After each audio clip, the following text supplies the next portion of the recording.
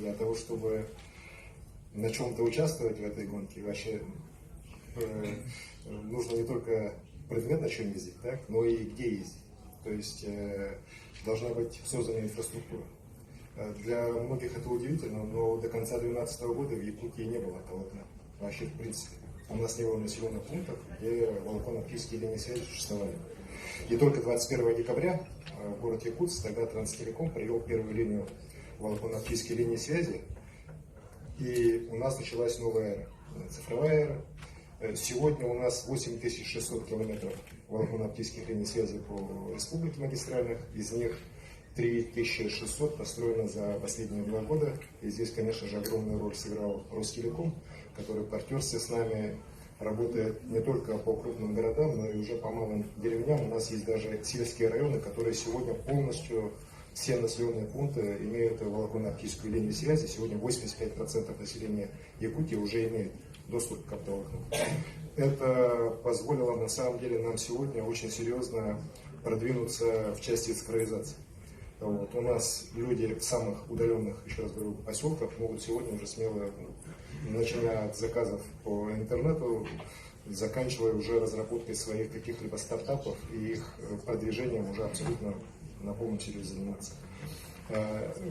Здесь я считаю, что вот такая вот хорошая кооперация государства и бизнеса нам позволила эту инфраструктуру построить. И в этом году мы сейчас впервые вышли уже за полярный круг.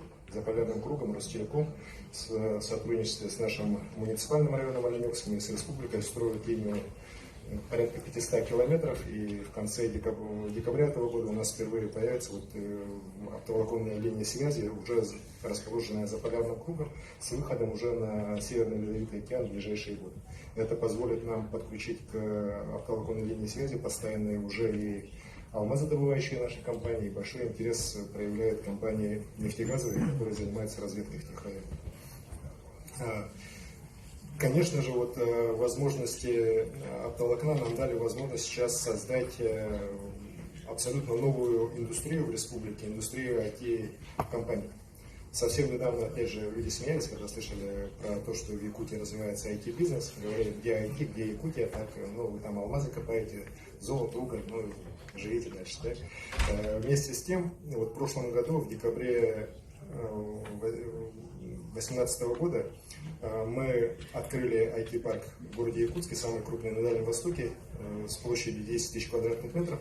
Меня отчаянно критиковали, в том числе наши оппозиционеры, зачем вот Николаев строит красивые игрушки, никто там не поработать не будет, здание будет стоять пустое, у нас там 10 компаний занимается IT-бизнесом. Ну, вначале их было 20, вот сегодня я могу сказать, что 110 компаний уже у нас резидентов IT-парка. Вот. При этом мы сегодня занимаем абсолютно уже не лидирующее, а доминирующее положение на рынке IT-услуг Дальнего Востока. 75% экспорта IT-услуг за рубеж с Дальнего Востока – это Якутия, это наша компания. Причем некоторые наши компании, к сожалению или к счастью, уже выросли, так, они уже ведут бизнес по всему миру. Может, кто-нибудь пользуется из вас службой такси InDriver. Вот, это сегодня 5-я, если я не ошибаюсь, компания мира, или 4-я, как раз в этом бизнесе после Uber, Яндекса. Вот, и капитализация их точно уже минимум сотни миллионов долларов, так, ну, может и миллиард. Так. Другой вопрос, что сейчас, конечно, операционный бизнес, они больше идут уже в Соединенных Штатах, нежели чем у нас в стране, в силу разных причин. Так. Но при этом центр технологических разработок, центр компетенции у них все равно в Якутске. Есть другие компании, которые занимаются разработкой игр, Майтона, Фантастик. Я вот недавно рассказывал президенту страны, что мало кто об этом знает, но на всех устройствах Apple, продаваемых в Соединенных Штатах Америки, сегодня предустановлены игры якутской компании Фантастик. Вот, это на самом деле тоже достаточно серьезное достижение нашей IT-индустрии России. При этом компания абсолютно молодая, она выросла на наших глазах, это резидент нашего IT-парка. Создали ее не айтишники, создали ее юристы, вот, ребята, вот, но которые очень любят IT. Вот, и сегодня, вот еще раз говорю, у нас 110 компаний, мы реально хотим уже выйти на достаточно серьезные объемы с тем, чтобы отрасль IT занимала, ну, конечно, может, пока не такую позицию как алмазодобывающая или нефтедобывающая отрасль в Якутии, но очень серьезную. Если сегодня 1500 человек уже работает в этой отрасли, мы ставим задачу к 2024 году, чтобы 10 тысяч человек работало. Конечно, здесь от государства требуется, что мы туда вообще не вмешиваемся в деятельность этих компаний. Главное, что они у нас просят, чтобы мы готовили кадры.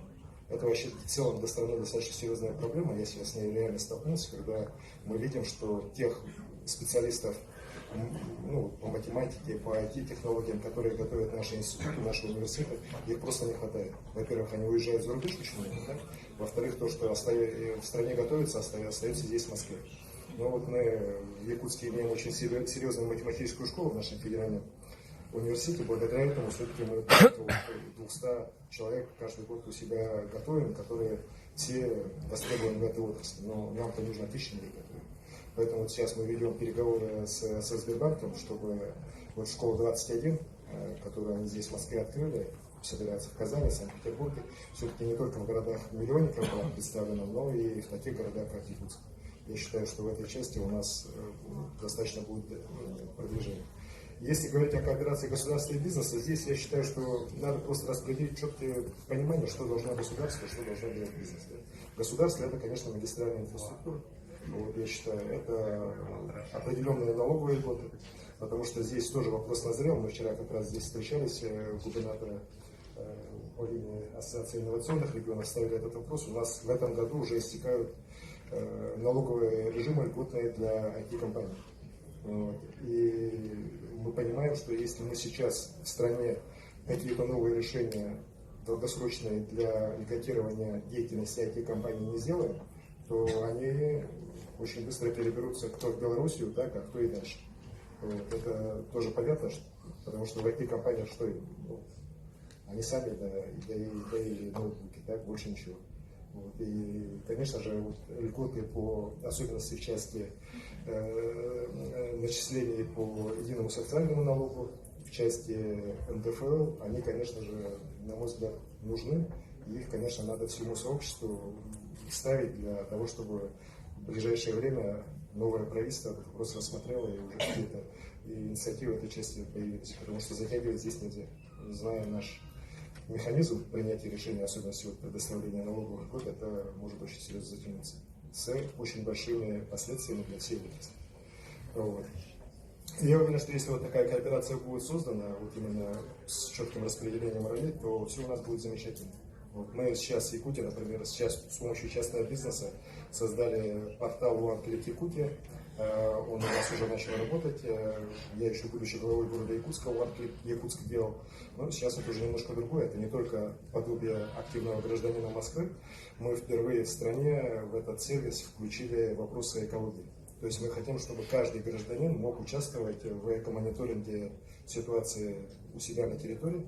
Ну, с учетом того, что у нас 3 с лишним миллиона квадратных километров, это очень важно, потому что надзорные органы до всюду добраться не могут. И это, конечно, очень важно для оперативного реагирования на те или иные чрезвычайные ситуации природного и техногенного характера, которые у нас в республике могут возникнуть.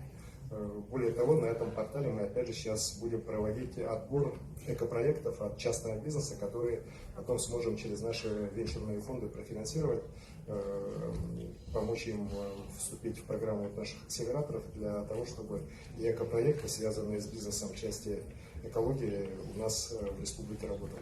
То есть здесь вот я очень поддерживаю идею про экосистему. Море возможностей. Главное, четкие правила игры, льготный, все-таки, на мой взгляд, налоговый режим для IT-компаний, в целом вот для этой среды. Ну и бизнес, я считаю, что и малый, и средний, и крупный, они откликнутся, и мы реально можем стать лидерами мира. Спасибо.